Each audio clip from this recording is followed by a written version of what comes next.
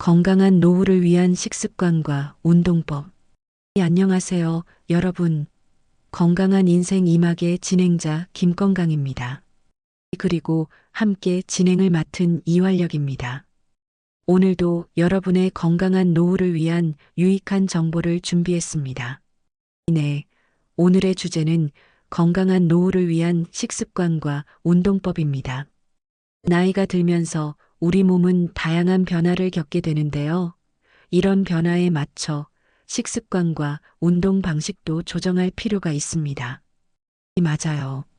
노년기에는 신진대사가 느려지고 근육량이 감소하며 뼈의 밀도가 낮아지는 등 여러 생리적 변화가 일어나죠.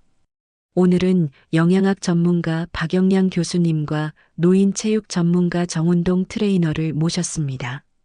환영합니다. 박영량 안녕하세요. 반갑습니다. 정운동 만나서 반갑습니다. 먼저 박 교수님께 여쭤볼게요. 노년기에 특히 신경 써야 할 영양소는 무엇인가요? 박영량 노년기에는 단백질, 칼슘, 비타민 D, 비타민 B12, 오메가-3 지방산 등에 특히 신경 써야 합니다.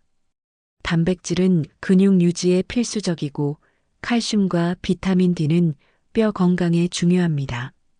비타민 B12는 신경 기능에 관여하며 오메가-3 지방산은 심혈관 건강과 인지 기능에 도움이 됩니다. 그렇군요. 이런 영양소를 충분히 섭취하기 위한 식습관은 어떻게 형성해야 할까요? 박영량 무엇보다 다양한 식품을 골고루 섭취하는 것이 중요합니다. 구체적으로는 1. 단백질 살코기, 생선, 계란, 콩류, 두부 등을 몇 끼 한 주먹 정도 섭취하세요. 2.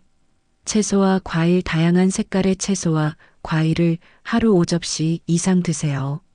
특히 짙은 녹색 잎채소는 칼슘이 풍부합니다. 3. 통곡물 백미 대신 현미, 흑미, 오트밀 등의 통곡물을 선택하세요. 4. 건강한 지방 견과류, 올리브유, 아보카도 등 푸른 생선에 들어있는 건강한 지방을 섭취하세요. 5. 수분 섭취 노년기에는 갈증을 느끼는 감각이 둔해질 수 있으니 의식적으로 물을 자주 마셔야 합니다. 좋은 조언 감사합니다. 그럼 피해야 할 식품이나 식습관도 있을까요? 박영량 네, 나트륨과 설탕, 트랜스지방, 과도한 알코올은 제한하는 것이 좋습니다. 또한 너무 늦은 저녁 식사나 과식은 소화불량이나 수면 장애를 유발할 수 있어 피하는 것이 좋습니다. 소식을 하되 영양 밀도가 높은 식품을 선택하는 것이 중요합니다. 이 말씀 잘 들었습니다. 이제 정 트레이너님께 질문 드릴게요. 노년기에 적합한 운동에는 어떤 것들이 있나요? 정운동 노년기에는 근력 운동, 유산소 운동, 균형 운동, 그리고 유연성 운동을 골고루 하는 것이 중요합니다. 이 네 가지 유형의 운동이 모두 필요한 이유는 각각 다른 건강상의 이점을 제공하기 때문입니다. 각 운동의 중요성과 구체적인 방법에 대해 더 자세히 설명해 주시겠어요? 정운동 네, 먼저 근력 운동은 근육량 유지에 필수적입니다. 나이가 들수록 근육량이 자연스럽게 감소하는 근감소증이 발생하기 쉬운데 이를 예방하기 위해서는 주 2-3회 근력 운동이 필요합니다. 집에서 할 수 있는 간단한 근력 운동으로는 앉았다 일어서기 의자 스쿼트, 벽에 기대어 하는 팔굽혀펴기, 가벼운 아령이나 물병을 이용한 팔 운동, 탄력 밴드를 이용한 저항 운동 등이 있습니다. 유산소 운동은 어떤 것들이 좋을까요? 정운동 유산소 운동은 심폐기능과 대사 건강에 중요합니다. 걷기, 수영, 자전거 타기, 댄스 스포츠 등이 좋은 유산소 운동입니다.